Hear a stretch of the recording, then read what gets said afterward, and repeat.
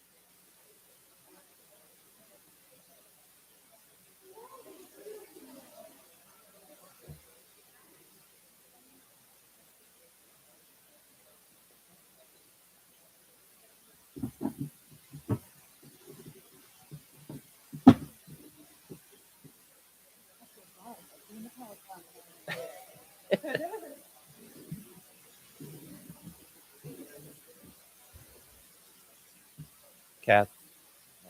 So these certificates, because Robert's got because of my.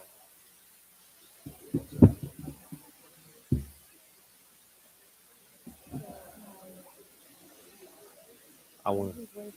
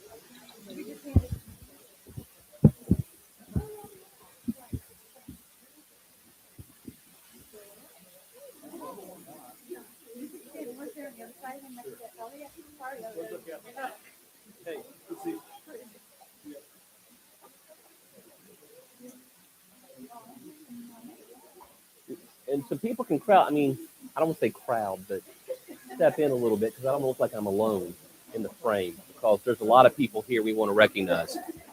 I'm just filing a little, coming a little bit closer.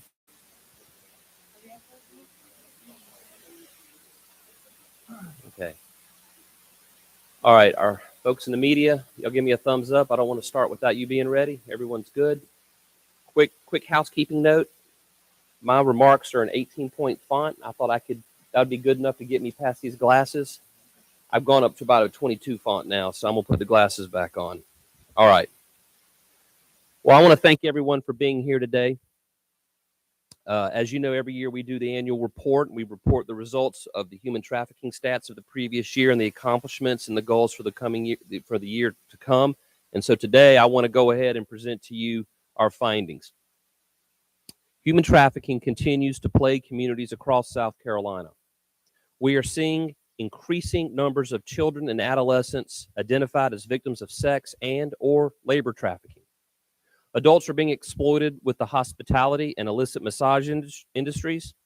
Both children and adults are being victimized via internet-based predators.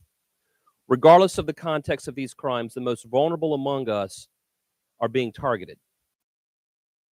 In the competing cases, the South Carolina Human Trafficking Task Force takes a strategic approach to preventing and responding to the crime in our state. The task force is currently composed of 11 mandated member agencies. There are 3 or 4 federal agencies that are also part of this that have been invited to join. There are also nearly 600 individual members of the task force. There are 12 subcommittees on the task force. There are 4 subcommittees represented here in person today. We have Li Wen Zhang, Children's Law Center. She's representing the Data and Research Subcommittee. Roger Acton with SC Van. He is representing the Interfaith Subcommittee. Angie Kelly with DJJ and Nikki Brown with DSS. They are representing Direct Services Subcommittee, which focuses on minors. Kat Wehunt, the Formation Project. That's the Survivor Advisory Subcommittee, and she's representing them today. There is also an advisory council of subject matter experts who advises the Human Trafficking Task Force. The State Human Trafficking Task Force supports 9 regional task forces. Some of those regional human trafficking task forces are represented here in person today. I know that we have in person Captain Sherry Smith with the Horry County Sheriff's Office. She is representing the Coastal Regional Task Force. Diana Kinley, the Greenville County Sheriff's Office.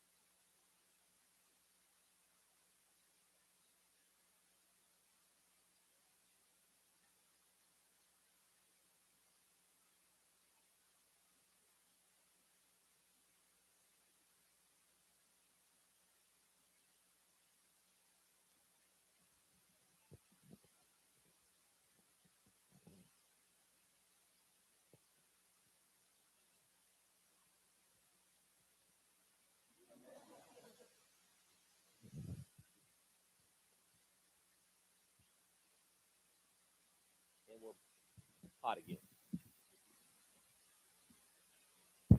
So y'all can recede back in if you like, unless you want to stand up front.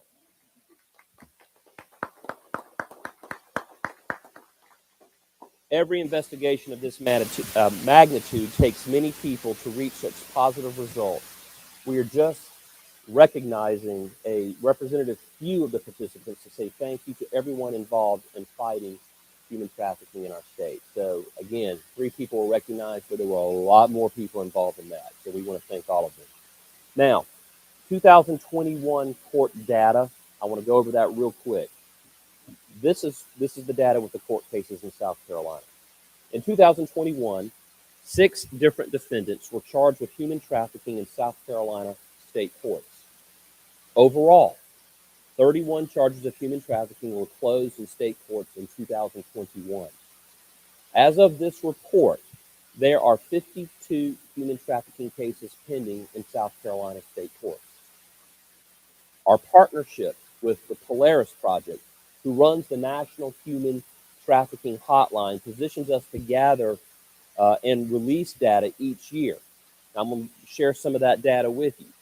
Now, the top 10 counties of reported human trafficking activity are as follows. Now, before I say this, and I'll say this at the end, if you're in one of these top 10 counties, that's not basically saying that's where the most human trafficking is occurring. That's saying where most human trafficking is being reported. You could have a county with a very low report number, but with a lot of activity, and people just don't know about it. So I want to qualify that. Obviously, coming in at number 1, and this is consecutive years, is Horry County. Number 2 is Richland County. Number 3 is Greenville County. Number 4, Charleston. 5, Spartanburg. 6, Anderson. 7, York. 8, Dorchester. 9, Greenwood. And coming in at number 10 is a 6-way tie. Aiken County, Cherokee County, Colleton County, Florence County, Lexington County, and Orangeburg County. And if you want to see all the data that I'm talking about, you can find it in our 2021 annual report, which has all of the data and objectives of the State Human Trafficking Task Force. But all of that data can be found here. If you go to our website, or if you go to humantraffickingfcag.gov, humantraffickingfcag.gov is where you can find this report. This data exemplifies the effort to raise awareness of trafficking and through the hotline around our state. Now, there were 121 human trafficking cases reported in South Carolina, which is down from 139 last year. So 121 human trafficking cases reported this year, which is down from 139 last year. The number of victims recorded in South Carolina is up from 179 last year to 206 this year. Last year, 179. This year, 206. Now, again, in that report I just showed you, it's going to go into all of this, but I'm just going to briefly tell you just a few metrics we've gathered from the Polaris data and the other sources of data that I've mentioned earlier. The top 5 identified sex trafficking venues are as follows. The first one's interesting. Internet-based commercial sex sites. This became number 1 in 2020. Why do you think that is? People being locked in, and so now they're using the internet as a tool or a resource to exploit people. Illicit massage parlors or spa businesses, pornography, hostess or a strip club, personal sexual servitude, like an escort. That's how they label it now, like an escort service. The top 4 identified labor trafficking venues on the labor side: hospitality, forestry or reforestation, agriculture farms, animal husbandry, and finally construction. The top 8 methods of recruitment: job offer or an ad, intimate partner, familial relationship, false promise or through fraud, abduction, posing as a benefactor, something that is smuggling related, or through coercion. Those are methods of recruitment. Top 6 recruiter relationships to the victim: Think about this for a second. Here we go. Family member or caregiver, intimate partner, employer, a labor recruiter, contractor, friend, acquaintance, coworker, or a dealer or an illicit substance provider. The top number of those are all people with a personal relationship, not a stranger. As we have reflected on the data provided by the hotline, we continue to see reports of increased labor and sex trafficking even through the pandemic. The role of families and intimate partners as recruiters became a top method during the pandemic. Again, that pandemic that really had an effect. Under the Attorney General's office leadership, the state task force will continue to shine the light on the issue of trafficking in South Carolina. Now, I do want to say something here real quick. I have some members of my staff here today. And while I statutorily am the chair of the task force, I have people who stand in my shoes or out there in the field engaging all of these folks in one capacity or another.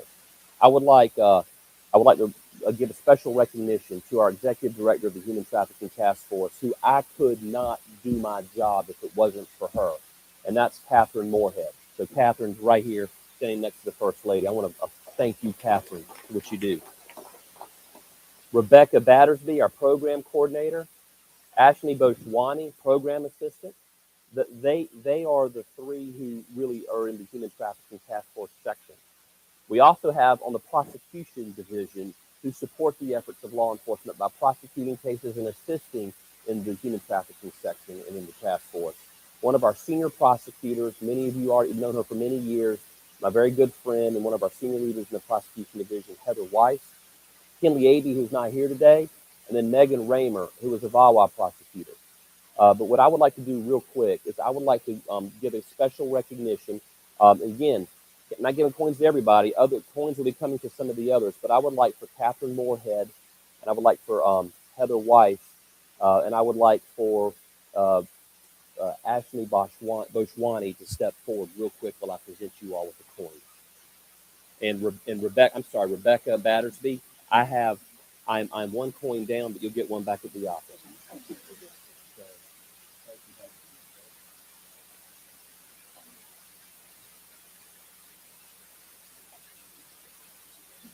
Those things are heavy in your pocket, and I didn't grab enough. So, again, it's important for me to recognize the men and women, in this case women, in my office who really do such a phenomenal job in helping us basically support the efforts of the Human Trafficking Task Force and all of the partner agencies and organizations that engage with us. I want to say thank you to everyone here today. Thank you to all the members of the state task force, those that are both here and out there in the state or in watching online. I want to thank those including law enforcement, prosecutors, medical service providers, direct service providers, and others working tirelessly to prevent the crime and meet the needs of victims in our state. This concludes our press conference at this time, and obviously some of us make ourselves available to you if you want to talk to us offline. But thank you all for covering this, and thank all of you again for being here today. Let's go hit it hard in 2022. This concludes.